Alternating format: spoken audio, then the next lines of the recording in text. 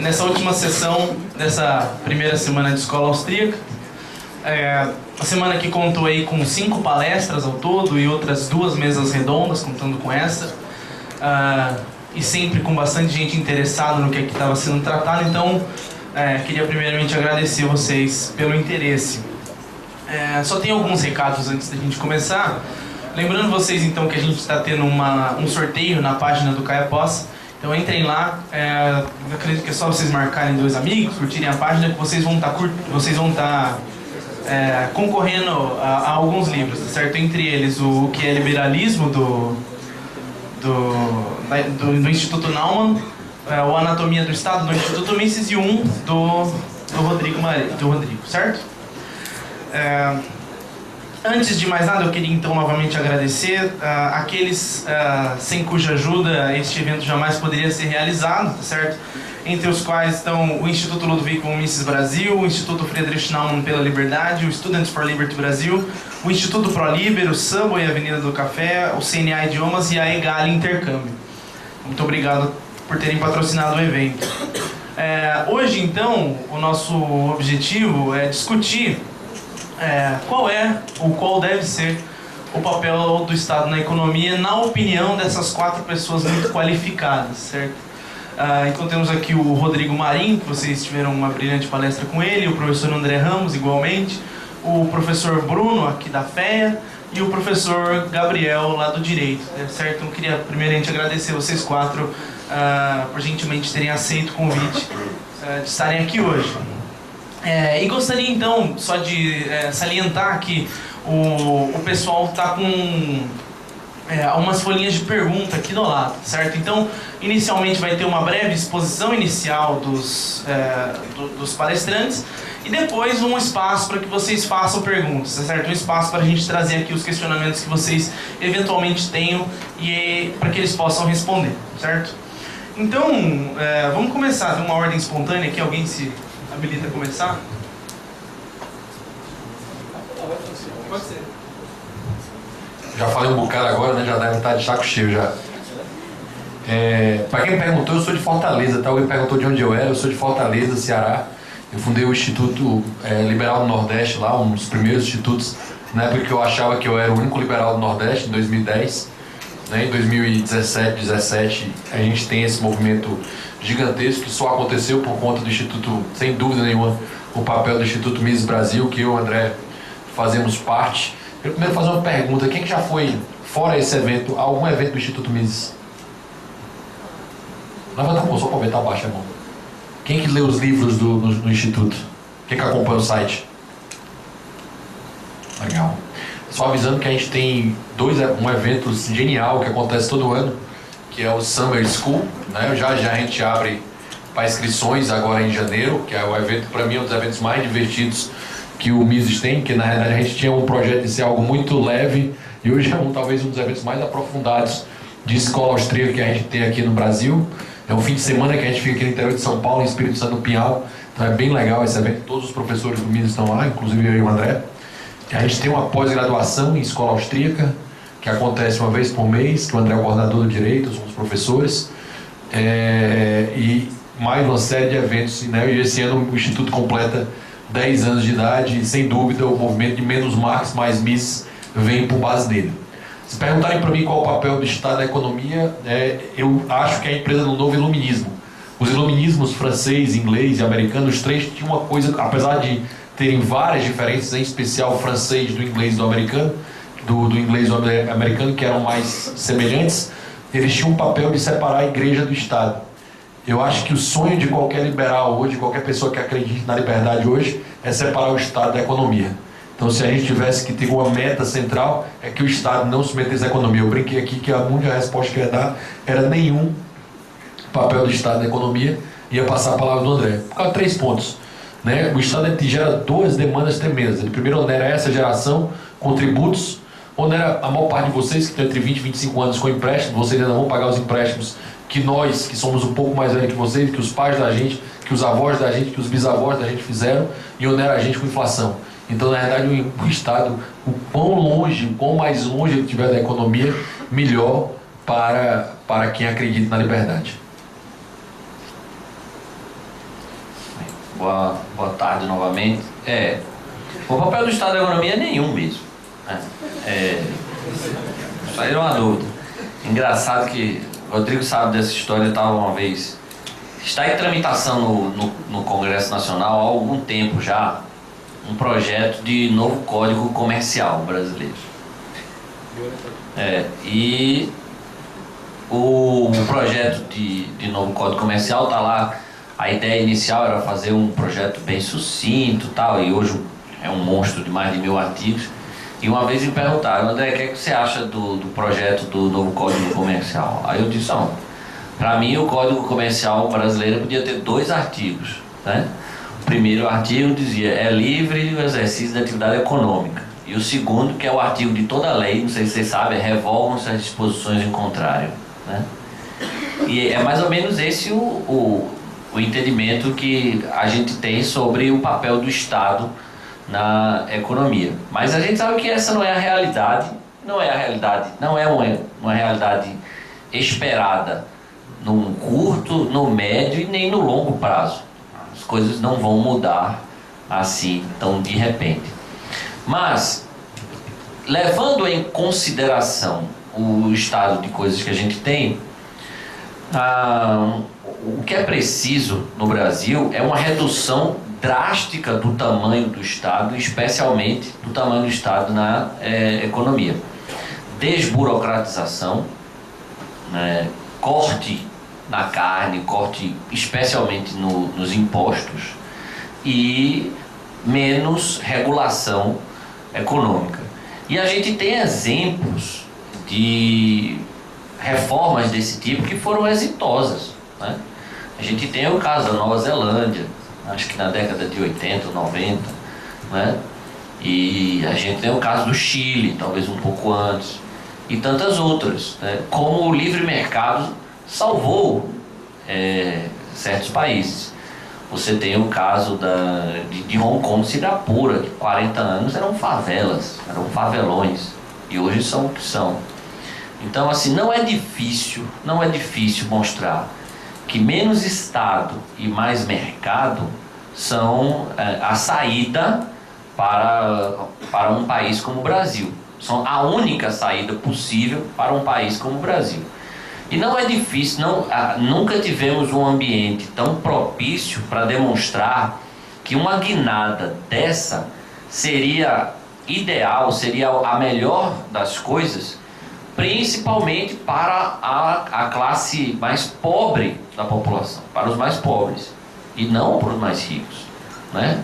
O livre comércio não existe, eu não conheço, não existe caso de países que saíram da pobreza extrema, que tiraram pessoas da pobreza extrema e permitiram que elas tivessem uma ascensão social, econômica e social verdadeira e não artificial e temporária, né, com base em programas assistencialistas.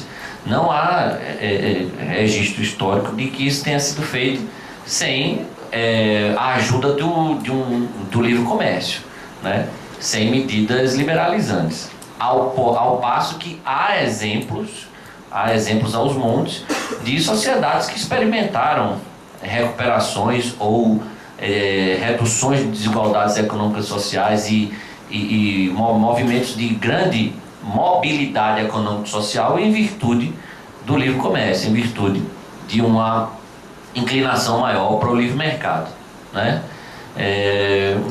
Isso é inevitável, é algo que é uma curva que eu acho que o Brasil vai ter que experimentar, né? Eu penso sempre, né, aquele movimento, é um movimento cíclico. Então acho que a gente chegou já naquele, ou aqui embaixo ou aqui em cima, como você queira, dependendo de onde você coloque, que é o máximo de intervenção. A gente chegou. Então o fato de vocês estarem aqui quase lotando esse auditório, o fato de existirem, além do Clube Caiapós, tantas outras organizações hoje no Brasil de estudantes, no fato de a Escola Austríaca estar tendo o destaque que tem, o Rodrigo sempre fala isso, o Hélio Beltrão sempre fala isso, é o lugar onde Mises é mais pesquisado no Google, se não me engano, é o único lugar no mundo em que Mises é mais pesquisado do que Keynes, né? isso mostra isso, né? Chegou a um ponto de saturação, né? Pode ser que, sei lá, um dia libere muito, aí de repente crie ambiente para as pessoas pedirem depois mais intervenção, se realmente essa coisa for cíclica. Mas, e eu acredito que seja, chegou o ponto de saturação, então ninguém aguenta mais. Nunca as ideias liberais foram tão receptivas. Nunca você imaginou ter... não que eu ache que essa seja a via... correta e a via que vai dar certo, viu? O Rodrigo que me desculpe, porque nesse ponto a gente discorda, mas eu não acredito que a via política seja o caminho, mas nunca se imaginou que você ia ter partidos políticos no Brasil abraçando sem nenhuma vergonha e sem nenhum tipo de como é que eu posso dizer, camuflagem, um discurso liberal, né? E isso mostra... temos dois hoje, né? Temos dois hoje. Então, assim, isso mostra que o ambiente nunca foi tão propício para isso. Então, o caminho agora é privatizar. Isso é básico. Tem muita coisa para ser privatizada ainda, né? É preciso uma reforma tributária que reduza impostos, né? O que é muito difícil, em virtude da conformação do ordenamento jurídico brasileiro. Eu sempre falo isso, né? Se você for olhar a Constituição brasileira, comparando a Constituição brasileira com a nossa tributação, tributa-se pouco, né? Porque para dar o que a Constituição promete, tinha que tributar mais, né? Em tese. Mas é preciso uma reforma tributária que corte impostos e é preciso uma desburocratização verdadeira. O Brasil já tentou isso, né? Com o pai do Hélio Beltrão. Em 1979, foi criado no Brasil um Ministério da Desburocratização. Parece piada, mas não é. Você criar um ministério, ou seja, um departamento estatal para desburocratizar. Mas existia um Ministério da Desburocratização e o ministro foi o pai do Hélio. Foi o Hélio Beltrão pai. Foi um grande liberal brasileiro, né? Autor da famosa frase: o Brasil é uma ilha de iniciativa privada cercada de governos por todos os lados, né? E foi um ministério que teve aí o trabalho, mas apesar de não ter dado totalmente certo, trouxe coisas boas, né? A lei das microempresas é fruto desde do Ministério da Desburocratização. Então hoje pequenos empreendedores que conseguem ser menos roubados, né? Ser roubados menos, ter uma fatia menor do seu dinheiro roubado via tributação, é em virtude da lei do simples. Os juizados especiais foram uma briga danada que o Hélio Beltrão pai teve, inclusive com a AB, né? Que na época era o juizado de pequenas causas, né? Porque na lei havia a previsão, e eu acho que nas leis atuais ainda há a previsão de que você não precisa de advogado quando a causa é até um certo valor, né? Você atribui o jus postulandi à parte. Então, foram iniciativas que podiam ter sido aprofundadas. Então, desburocratização, redução de carga tributária e privatização. Esse tripé, se for seguido, bem seguido, e se o ambiente político permitir que um discurso político seja feito nesse sentido e que uma ação política seja implementada nesse sentido nos próximos anos, eu acho que a gente tem condições de melhorar um pouco de vida, não é? É uma expectativa real.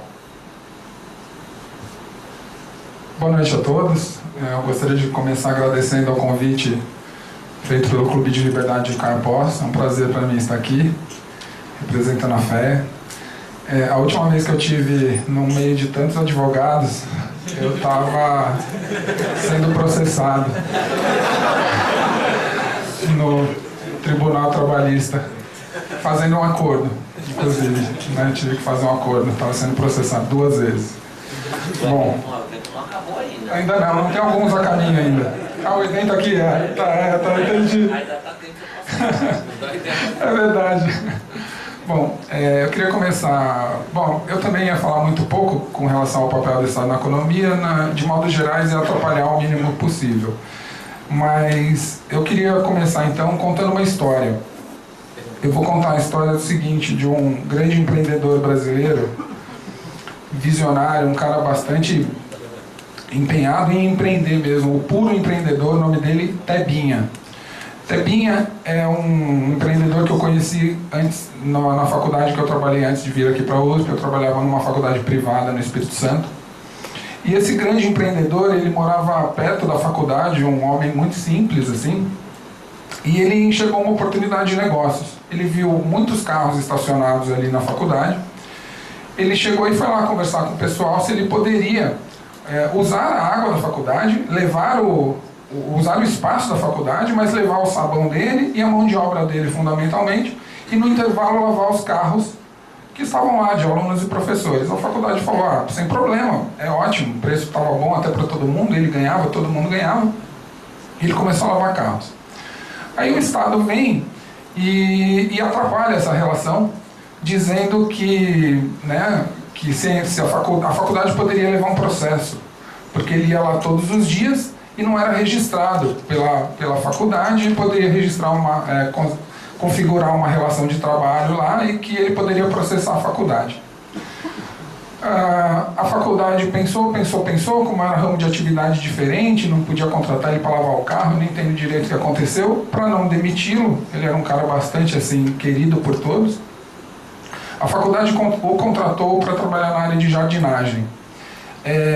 Ele fez o curso de jardinagem, não sabia nada, fez curso, começou a aprender e montou, assim, criou um enorme jardim lindo na faculdade, onde era só terra, viraram flores, de verdade, muito lindo. Até que chegam as férias dele.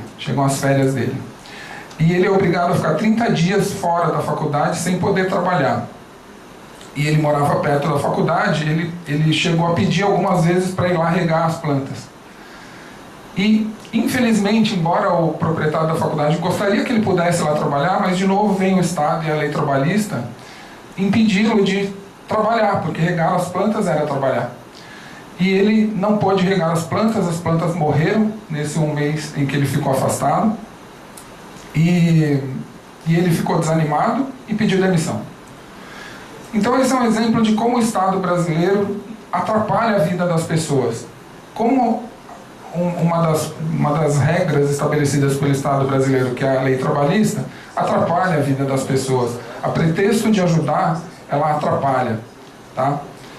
Ela cria, por exemplo, situações, como foi bem falado aqui pelo Rodrigo, que o salário mínimo não é R$900, é o dobro disso, porque, falando em linguagem de contabilidade, a renda do trabalhador em regime de competência ela é gerada no mês, mas uma parte da renda dele, em regime de caixa, ele recebe só em outros momentos. Uma parte é gerada no mês, mas outra parte ele recebe no 13º, no fim do ano, ele não ganha juros por isso.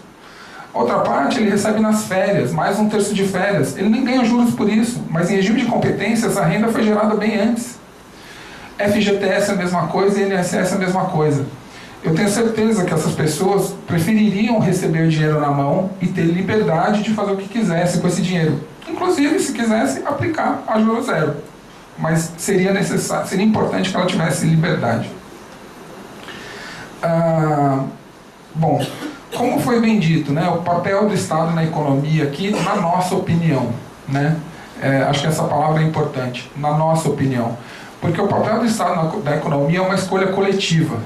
É uma escolha coletiva, tá? A gente estuda lá nos modelinhos de economia, por exemplo, os modelinhos simples, né? Quanto de bem público o Estado vai promover está diretamente relacionado a quanto ele vai ter que tirar de recurso, né, via imposto, por exemplo, das pessoas, que é a única maneira que dele se financiar. Porque o Estado não produz nada, tá certo? Então, quanto mais você demandar que o Estado faça coisas por você, mais você vai ter que entregar para ele via impostos ou outras fontes de renda do Estado. Tá? Então, a questão é, por que é uma escolha coletiva? Porque as pessoas que ou pagam menos impostos, ou não percebem que pagam muitos impostos e acham que pagam poucos impostos, porque tem imposto em tudo, imposto sobre consumo em todo lado, essa pessoa vai demandar mais serviços oferecidos pelo governo, porque ela vai perceber que vai existir um subsídio cruzado ali, porque ela fornece menos do que supostamente recebe. Esse é o argumento. Tá? Só que essa pessoa não vê que tem uma perda enorme da existência dessa máquina gigante em diversas outras dimensões. Corrupção, rent-seeking e etc. tá? Nem tudo está sendo observado ali por ela. Mas, em todo caso, ela tem que ter a liberdade de votar e escolher o tamanho do Estado, o que o Estado vai prover. Então, em última instância, o papel do Estado na economia é uma escolha coletiva. O que nós estamos fazendo aqui é apresentando a nossa opinião sobre como, na nossa opinião, deveria ser o Estado, qual deveria ser o papel do Estado na nossa opinião. Por falar em escolha coletiva, e aí é o gancho que eu quero dar, né, com relação ao papel do Estado, a ser uma escolha coletiva, é o seguinte: a gente tem um método chamado democracia para decidir as escolhas coletivas, tá? Que é o voto por maioria. A democracia, no melhor cenário possível, é o melhor arranjo de alocação de poder e escolhas coletivas que a gente tem, embora seja altamente imperfeito, a gente sabe disso, mas é o melhor que a gente tem disponível hoje, até onde eu tenha conhecimento. Tá? No melhor cenário, a escolha coletiva resultante da democracia reproduz as escolhas do eleitor mediano. Isso é a teoria da escolha do eleitor mediano. Tá? Ela reproduz a escolha do eleitor mediano. Por que eu disse no melhor cenário? Porque imagine você como é o brasileiro mediano. Vou dar uns segundos para vocês pensarem. Então imagine que a nossa Casa do Povo, lá, o nosso Congresso e o Senado, fosse substituído para reduzir burocracia de escolhas coletivas. Tira o Senado inteiro, tira todos os deputados, tira todos os senadores e dá a cada 4 anos um poder de monopólio, de ditadura, limitada, né, então não seria ditadura, mas tudo bem, para o nosso brasileiro mediano. Uma pessoa só, sorteia aleatoriamente no conjunto de brasileiros medianos e põe lá. Né? No melhor cenário, esse cara vai determinar as nossas regras de vida aqui, estabelecer as regras, as regras do jogo. Olha, eu fico muito temeroso de dar na mão desse cara, durante 4 anos, poderes de escolher regras no jogo no Brasil. É o brasileiro mediano. Acontece que com o tempo, esse processo evolutivo aí, e a palavra evolução é bem evolução da biologia mesmo, ele vai evoluir, de 4 em 4 anos vai ser substituído, e substituindo esse cara, e o mediano vai melhorando cada vez mais, é a hipótese que a gente espera da democracia, e a sociedade vai evoluir nesse sentido. Então, com esse medo de entregar muita responsabilidade para esse brasileiro mediano, que é a nossa Casa do Povo lá, na minha opinião, eu acho que o Estado tem que ter poderes muito, muito limitados. Na economia, eu não diria zero, eu diria o seguinte: minimamente garantir os direitos de propriedade, estabelecer regras para que as pessoas tenham liberdade de fazer escolhas, para que o Tebinha possa espontaneamente decidir lavar carros. Ele não está gerando externalidade negativa para ninguém. É uma relação entre 2 particulares ali que estão sendo mutuamente beneficiados sem penalizar ninguém. Por que o Estado tem que ir lá e atrapalhar? Então, basicamente, garantir direitos de propriedade, garantir liberdade de escolhas econômicas. Tá? Essa é a minha opinião. Obrigado.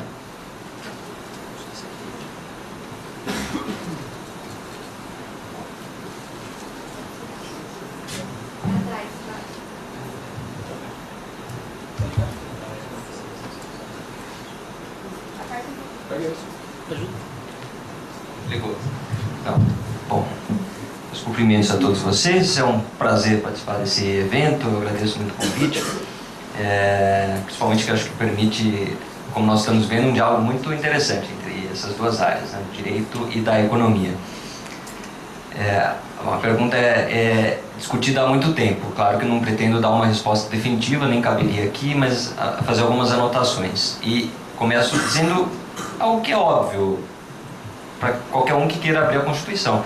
Bom, se nós lemos a Constituição, o papel do Estado é enorme. A Constituição atribui uma série de instrumentos, uma série de funções para o Estado. O Estado faz muita coisa no Brasil.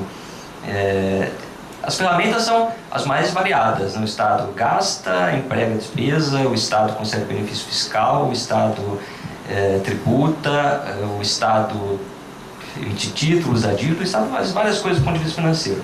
Do ponto de vista das finalidades do Estado, há áreas em que o Estado recebe diversas atribuições pela Constituição.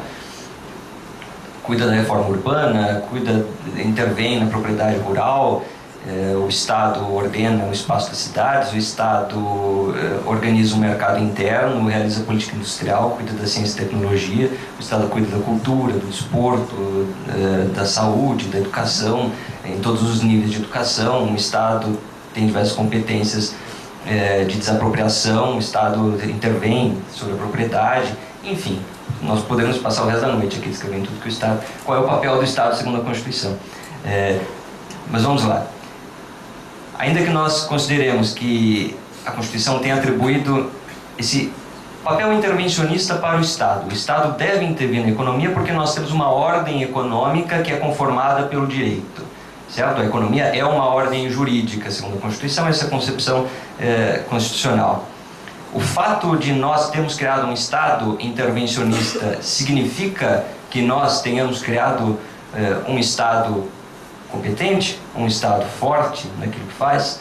Eu acho que aqui é uma tradição do pensamento liberal que precisaria ser resgatada, principalmente por uma determinada linha do pensamento ordo-liberal alemão, que observava o seguinte: o esforço de construir um Estado forte constrói um Estado fraco. Fortalecer o Estado, tornar o Estado eficiente para garantir algumas funções essenciais, como o direito à propriedade, como a garantia da segurança, significa encolher o Estado, significa diminuir o Estado. Um Estado forte, no sentido de um Estado eficiente, deve ser um Estado pequeno. Um Estado intervencionista grande, paradoxalmente, é um Estado fraco.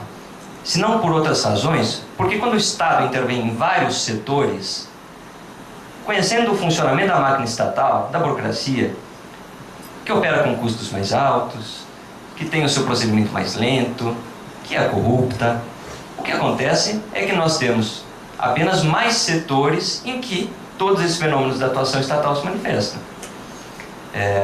Um Estado que intervém na indústria petroquímica, um Estado que intervém na exploração de distribuição de petróleo, de biocombustíveis, de gás, de energia elétrica, de telecomunicações, na verdade é um Estado capturável por todos esses setores. O Estado intervencionista abre espaço para que o cupim entre em diversos desses setores. E nós podemos chamar de um Estado que intervém, se é que consideremos esse propósito como um bom propósito do Estado, de maneira eficiente, sendo um Estado que é constantemente, em cada decisão, vítima ou de um partido ou de uma empresa que captura esse Estado. E o Estado intervencionista que vai padecer desses vícios é um Estado forte? Essa é uma questão que eu acho relevante para ser respondida. Na verdade, o Estado se torna uma presa. O Estado se torna uma máquina com todos esses instrumentos à disposição desses interesses, que não são interesses gerais. Não é do interesse do sistema econômico, evidentemente, que você tenha decisões públicas capazes de interferir no sistema econômico, tomadas a partir dessa colusão, desse constante conluio entre a autoridade governamental e as empresas algumas empresas que se aproveitam desse poder do Estado, que crescem como esses cupins que invadem o Estado. Então, essa máquina do Estado funciona para quem? Desse Estado grande, desse Estado constitucional amplo? A meu ver, essa questão, os últimos exemplos recentes do país têm mostrado muito claramente a quem tem atendido os interesses das decisões tomadas pelo Estado, né?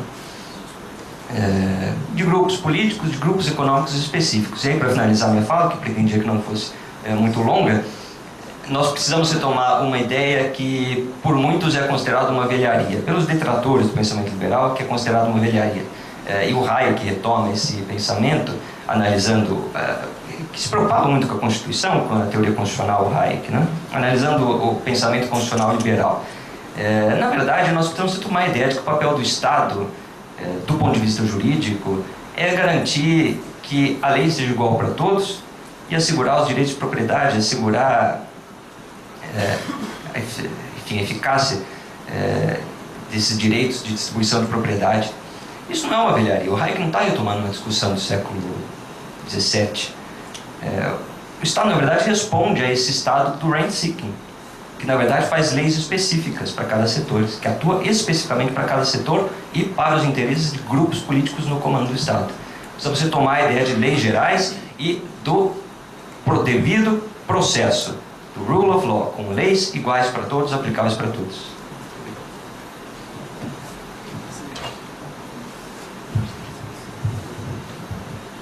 Bom, queria agradecer vocês a fala e queria agradecer-os também pelas perguntas enviadas, chegando mais algumas aqui. Dificilmente a gente vai conseguir ler todas, mas vamos fazendo aqui aos poucos então. Então eu vou fazer aqui a pergunta e quem se sentir à vontade, tiver vontade de responder, fique à vontade.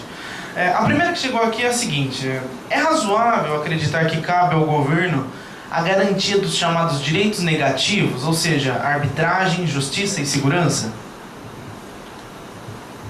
Todo mundo sabe a diferença, direito negativo e positivo? Já ouviram essa desgraça? Né? Os direitos humanos, que são aquelas vida, liberdade e propriedade, são tratados no direito como direitos negativos, ou seja, ninguém lhe dá. Não tem uma prestação positiva de terceiro, ou seja, não tem o que Bastiat chamaria de fraternidade forçada. Quando Bastiat fala que a fraternidade forçada destrói a liberdade, ele fala que esses são os direitos positivos, os direitos sociais. Por exemplo, os direitos trabalhistas. Se você olhar o artigo 6 da nossa Constituição, ela vai dizer que você tem direito à moradia, transporte, segurança, lazer, educação, certo? Tudo isso aí seriam direitos positivos. Alguém paga a conta.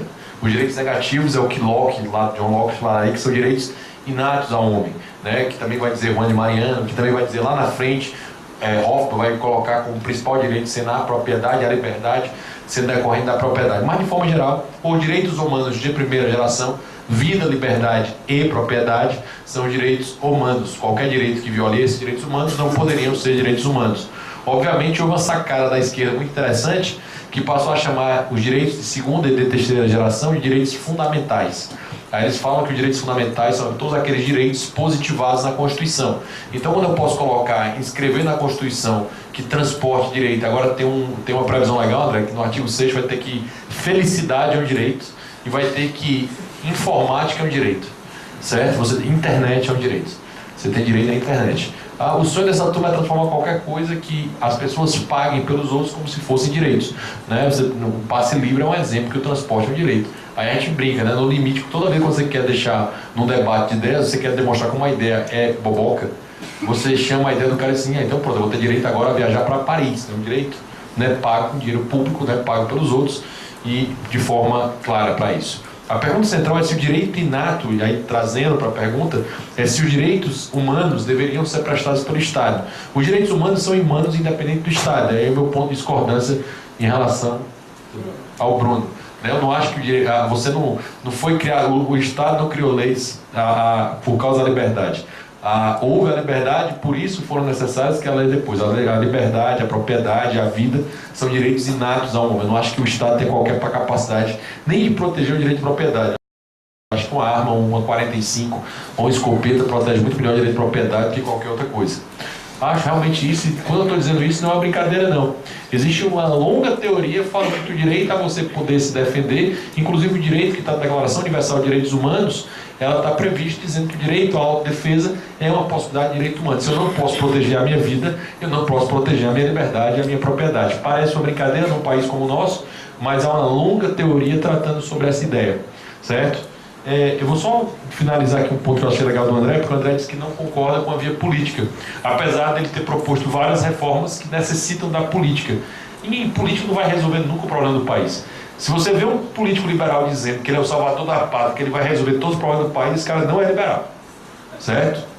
A consciência clara do político é que ele não tem capacidade para resolver os problemas do país. Eu acho que essa é a principal consciência, e a minha referência, obviamente, é o maior político liberal que o mundo já teve para mim, que é o cara atual, chamado Ron Paul.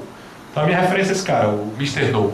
Então, na visão desse cara, que eu acho que nós aqui temos uma grande vantagem em relação a ele, porque o nosso movimento aqui ele vai ter uma ascendência política muito mais forte que o movimento de Ron Paul teve, com liberais indo para a política.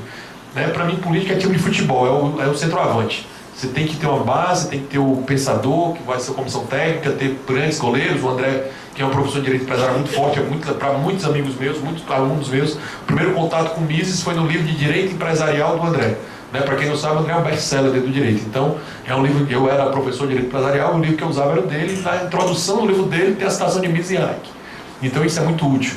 Então, você vai ter meio campos, clubes como esse, institutos como o ProLiber, que vão estar trabalhando nisso aí. Você vai ter um atacante. Alguém, querendo ou não, tem que fazer a parte mais chata que é ir para a política para implementar a porcaria das privatizações, a limitar o poder do Estado, a diminuir o tamanho do Estado. Não tem jeito.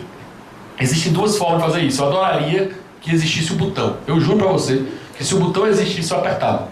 O botão de acabar o Estado. Eu apertava ele agora. Certo?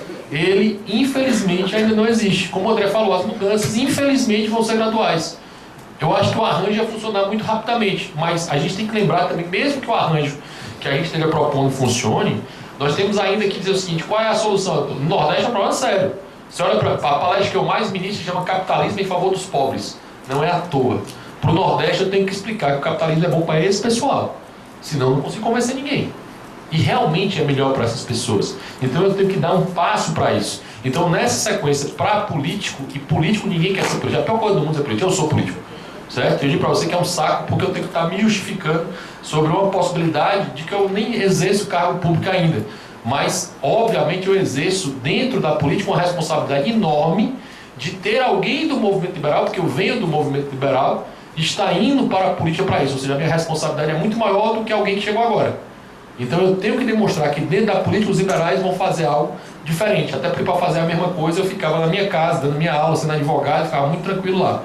A política ela não é a sua... E, principal, a política nunca será a salvação dos problemas do país. Até para a gente defender a escola austríaca, a base da escola austríaca é a individualidade. Se a gente não entende que os indivíduos podem mudar o país e que a gente, no máximo, vai limitar o tamanho das instituições, limitar o tamanho do Estado, permitir que o dinheiro fique no bolso das pessoas, para que as pessoas resolvam os problemas, é aí sim que a gente pode se posicionar como um político liberal.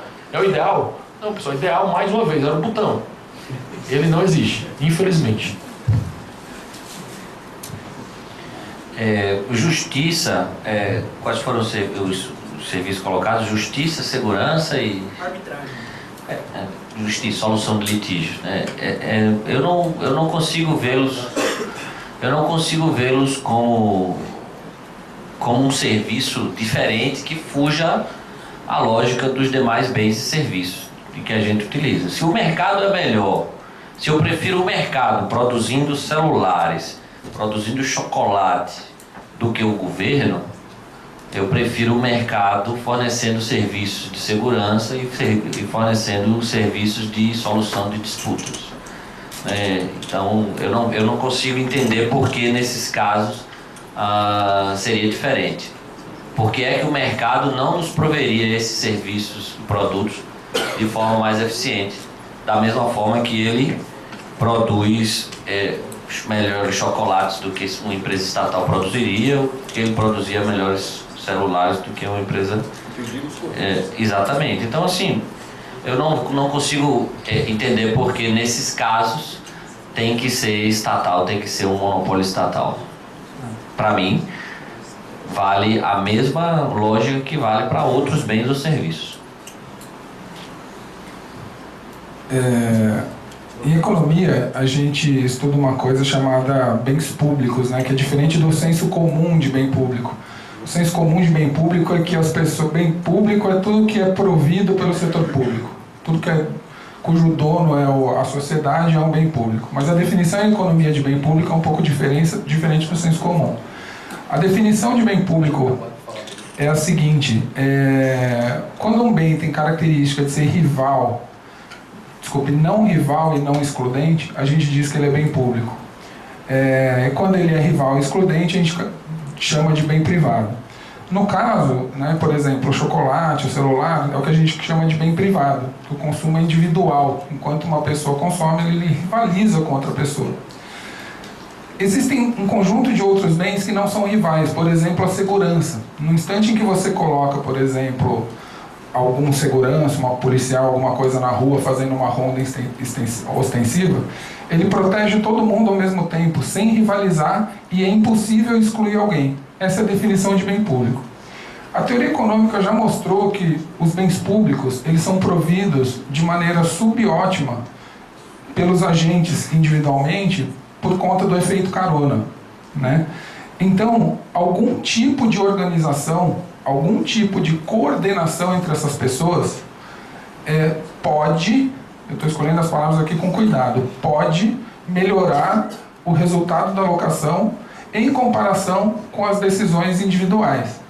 Tá? Então é muito diferente o problema do celular do problema da segurança, por conta de ser um bem público e ter essas características. O que a gente não pode ser, e eu acho que eu não sou, é inocente no sentido de acreditar que o Estado não tem imperfeições, que o governo não tem imperfeições. O mercado tem falhas, o governo também tem falhas. Tá? Então não é acreditar, colocar na conta do Estado como se fosse o salvador da pátria, a caixa preta. Ninguém resolve, é culpa do governo. Não é assim. O governo tem muitas falhas, porque é muito difícil alinhar os incentivos, tá? do indivíduo que está ali tomando decisão em nome da sociedade, indivíduo, e dos anseios da sociedade. Muitas vezes essas funções objetivos são contrastantes.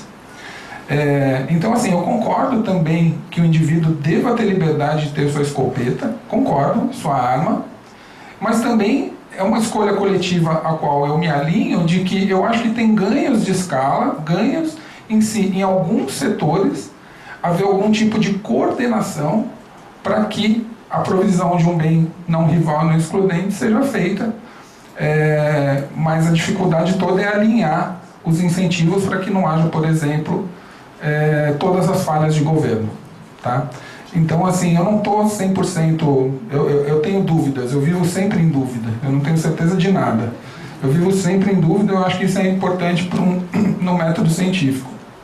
Eu acho que tem prós e contras dos dois lados. A liberdade faria com que se eliminasse a decisão da segurança totalmente privada, eliminaria os problemas de governo, mas criaria o efeito carona. Por outro lado, dar ao governo essa atribuição tem as falhas do governo. Não consigo ponderar qual exatamente é a melhor. Na minha opinião, neste momento, estou disposto a mudar de opinião, eu ainda acho que alguns setores, como por exemplo, segurança, para não fugir da pauta, né?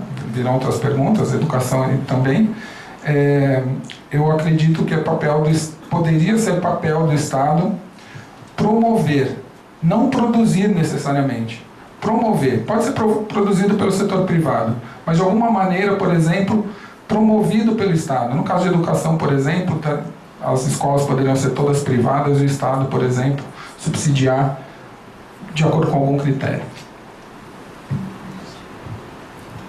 Eu compartilho muitas das dúvidas do Bruno e tenho uma posição bastante semelhante.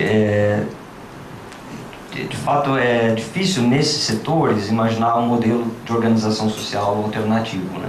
Do ponto de vista da experiência histórica e de outras formas de construção. É claro que há diversas falhas governamentais nesses setores, é inegável, mas se nós analisarmos todos os setores em que o Estado atua, eu diria que esse é o mais inofensivo. O de administração da justiça, por exemplo, e se promovesse a garantia dos contratos, o cumprimento dos direitos de propriedade. Enfim, acho que, pelo menos do ponto de vista estratégico, teríamos outras etapas a vencer antes de nos preocuparmos com o exercício da função jurisdicional pelo Estado, outras tarefas de provisão de bens públicos, como atendimento de defesa, segurança, etc.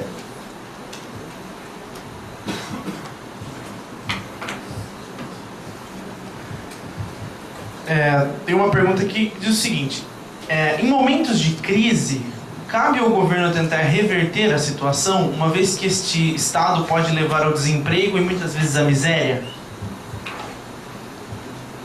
Não.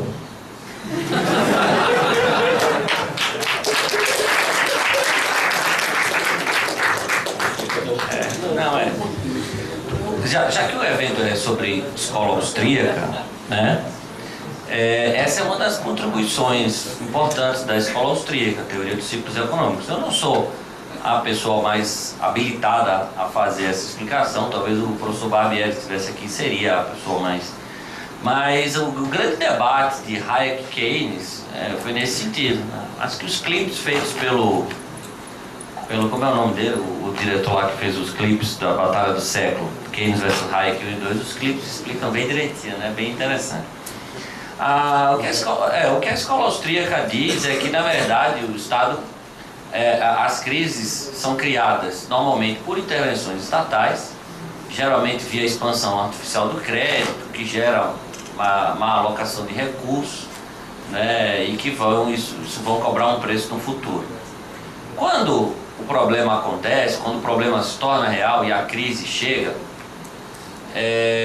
a melhor alternativa, de acordo com a escola austríaca, é você deixar que os efeitos negativos se produzam para que o mercado acione esses mecanismos de autoajuste, realoque os recursos, faça uma realocação de recursos para os caminhos certos, você permita que falências aconteçam, você tem que curtir a ressaca. Você não pode dar mais bebida para o bêbado, né? O dia seguinte vai ser ruim, todo mundo aqui já ficou bêbado. O dia seguinte é uma merda, né? Você diz que quer morrer, você diz que nunca mais vai beber na vida, você diz que não quer mais sair de casa, vai entrar para a igreja, vai... Né, é o pior dia do mundo, mas você precisa daquilo, né? Você não vai beber mais, você não vai dar mais bebida ao bêbado. Então é basicamente isso. Então assim, pacotes de socorro, além disso, pacotes de socorro, eles têm uma série de problemas do ponto de vista ético. Você está salvando quem fez coisa errada com dinheiro de quem não fez nada errado. Porque o dinheiro que o governo vai usar para salvar a empresa em crise é dinheiro das empresas também, né? Então assim, tem uma questão ética. Você tem essa questão, você está insistindo em negócios que deram errado. Pelo mecanismo de lucros e prejuízos deram errado. Então as falências são boas. Eu dou aula de direito falimentar e eu falo isso para os meus alunos na primeira aula. Pessoal, falência é um negócio bom, né, para o mercado. Bom como assim? Porque falências mostram que recursos estavam sendo mal alocados e permite um redirecionamento desses recursos para investimentos produtivos. O mercado precisa das falências. Para que o mercado funcione de forma sadia, ele precisa do funcionamento do sistema de preços para que os empreendedores façam um cálculo econômico racional, né, como o Mises já explicou há muito tempo. E para que o mercado funcione de forma sadia, ele também precisa que o mecanismo de lucros e prejuízos funcione, né? E, portanto, empresários que fizeram escolhas corretas vão lucrar, e empresários que fizeram escolhas erradas vão ter prejuízo. Se forem muitos prejuízos, vão à falência, né? Então, além do que, ao socorrer, ao criar pacote de socorro, o governo cria risco moral. Você sabe que certos setores do Brasil, eles não têm medo de falir, né?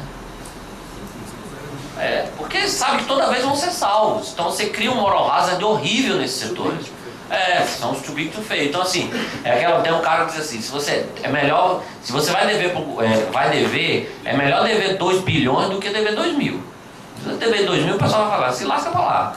Se você dever 2 bilhões, o pessoal, peraí, tem uma coisa social aqui, vamos ver o que a gente faz. Então, não se deve salvar. Pacotes de socorro são errados por todos os pontos de vista, do ponto de vista ético, do ponto de vista econômico, do ponto de vista social, tudo está errado, né? Agora, é muito difícil um discurso desse Por que Hayek perdeu o debate para Keynes? Muito por isso, porque a teoria de Keynes é uma teoria boa para o agente político, né? Uma teoria que diz que o agente político é o instigador da economia, o salvador tal. A teoria de Hayek diz assim, não, você não vale nada. Então assim, é óbvio que uma tenha mais chance de ganhar.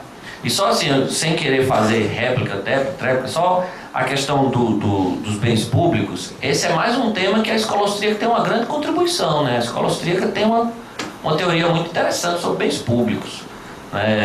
O Hoppe, no seu livro Uma Teoria sobre Socialismo e Capitalismo, dedica o penúltimo capítulo dele a tratar a produção capitalista e os problemas dos bens públicos, né? Que é também uma teoria mainstream, bem questionada pela escola austríaca, né?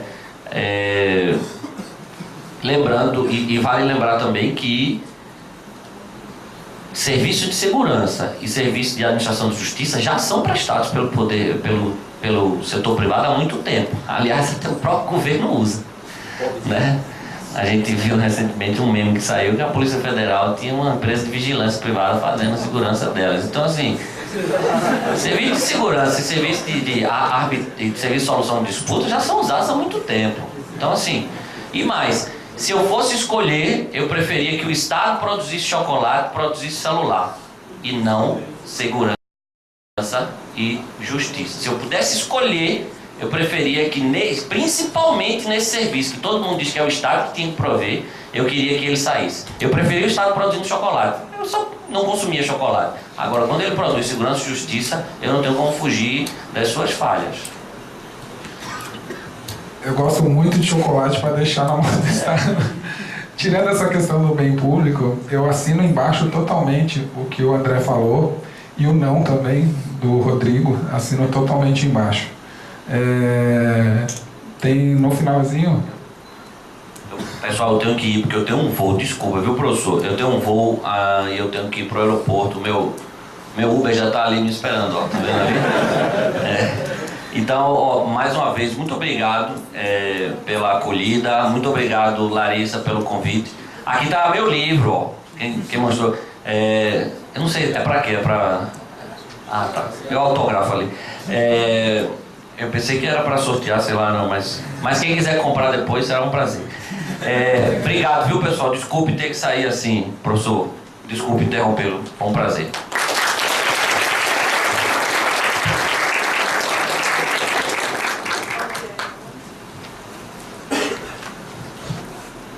Então, assino embaixo essa parte de que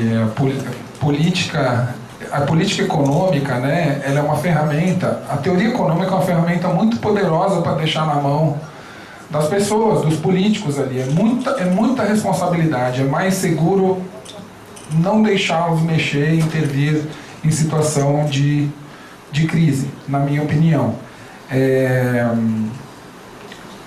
A melhor maneira, eu acho, de atacar a crise atualmente seria uma decisão muito simples, né? Por exemplo, acabar com a lei trabalhista, né? Como foi dito. Por exemplo, você nem acabar com a lei trabalhista inteira, acaba só com o salário mínimo. Você já vai criar muito emprego, né?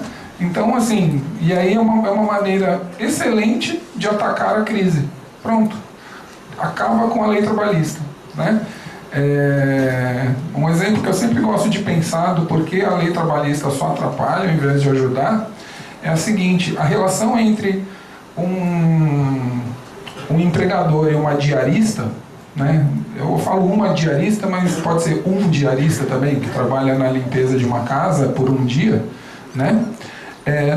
Não tem nenhuma regulação, né? Não tem nenhuma regulação, nenhuma lei protegendo ele. É puramente um contrato, um acordo entre duas pessoas, e o acordo é determinado ali. Como não gera externalidade para ninguém, para mim, o que for negociado ali está valendo. Não tem lei para regular a relação de uma diarista. E mesmo assim, não existe essa balela de relação assimétrica nesse mercado. É pelo contrário.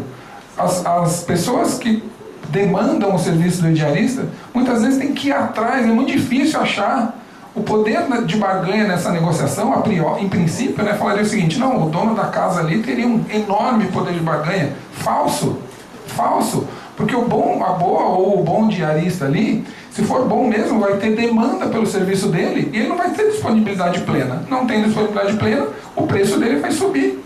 E não tem lei que regule isso, não tem CLT que regule isso. Para mim, esse é o melhor exemplo de que a CLT não deveria existir. Tá? Então, assim, ao invés de intervir na economia, faz as coisas mais simples. Por exemplo, eliminar o salário mínimo, para começar.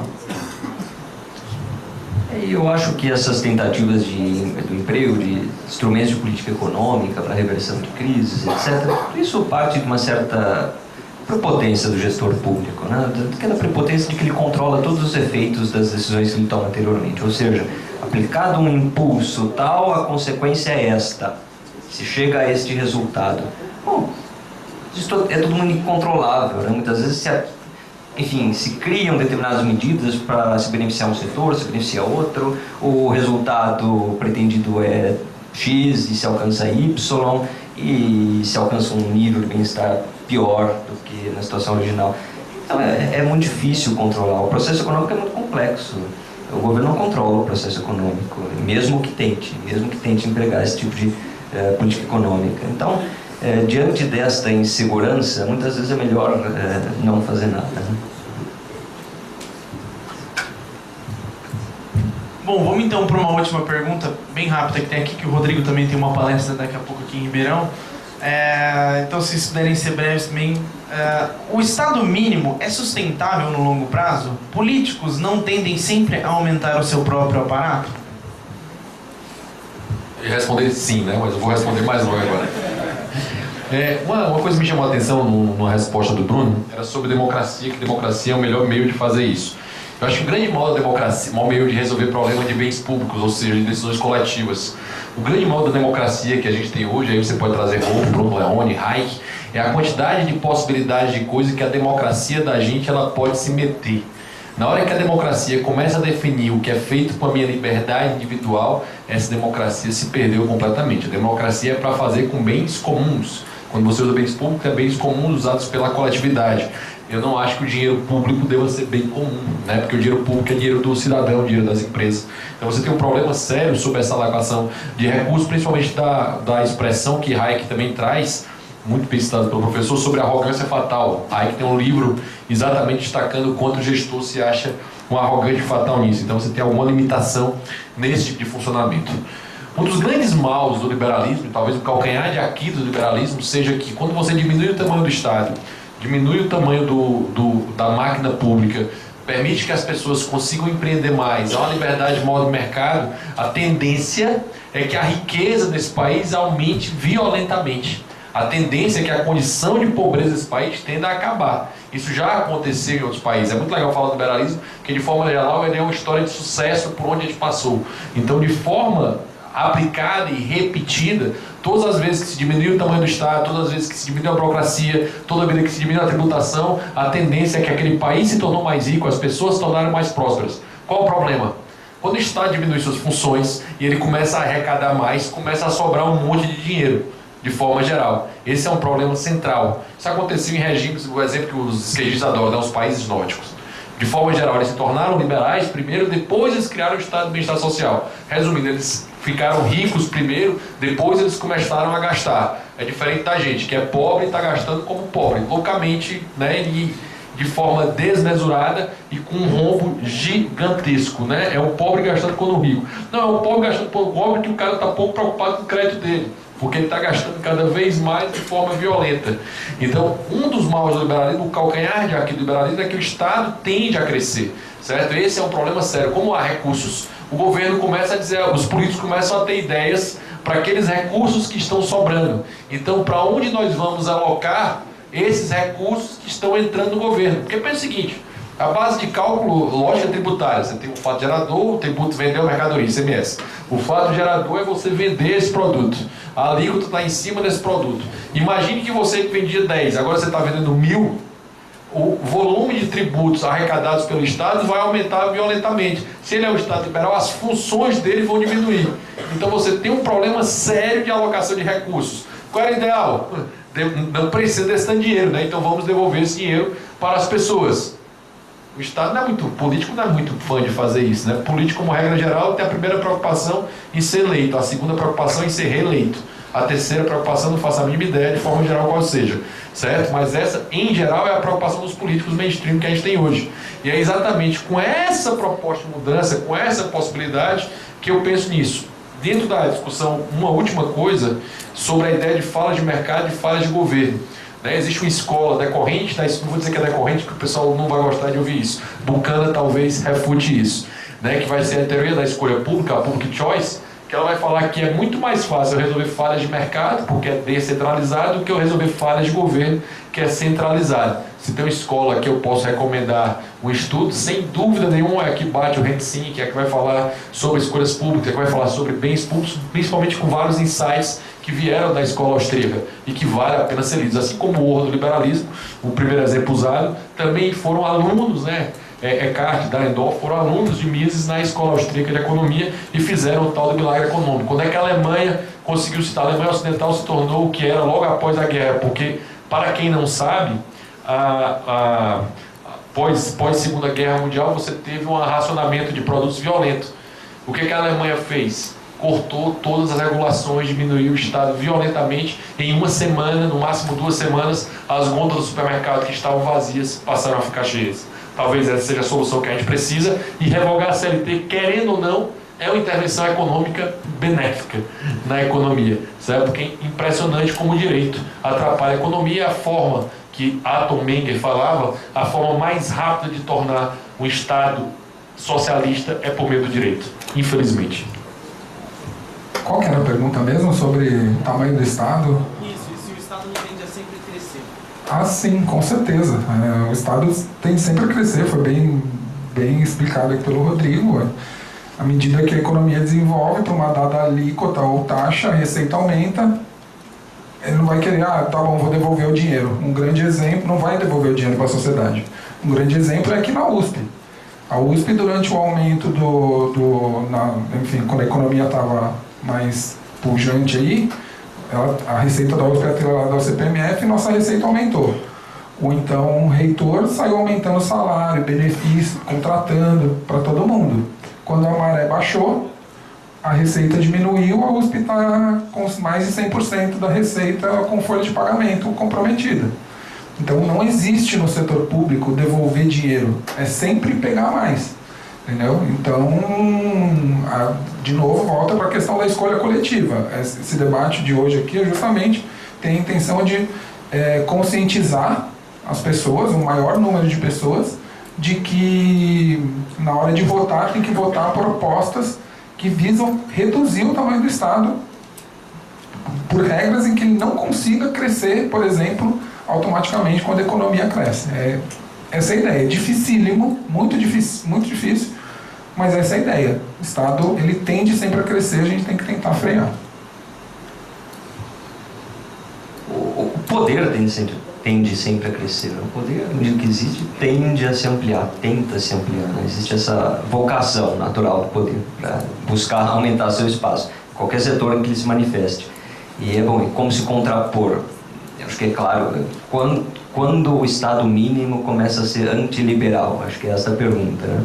Acho que essa é uma tendência, enfim, existe essa vocação do Estado para ampliar seu escopo de atuação. Não tenho fórmula, mas acho que a própria riqueza econômica e cultural criada pelo liberalismo cria condições de diversos grupos com interesses tão variados e distintos que um acaba controlando o outro. Isso pode criar um sistema de equilíbrio. Do ponto de vista político, acho que um consenso social em torno da importância da liberdade também é indispensável. Enfim, o eleitor médio precisa também apresentar alguma recepção a esse tipo de tendência, né? E, enfim, acho que, de qualquer maneira, essa visão restrita do Estado pode ter diversos mecanismos da própria sociedade, do próprio sistema econômico, que compitam com o Estado e que compitam entre si para evitar essa ampliação exagerada.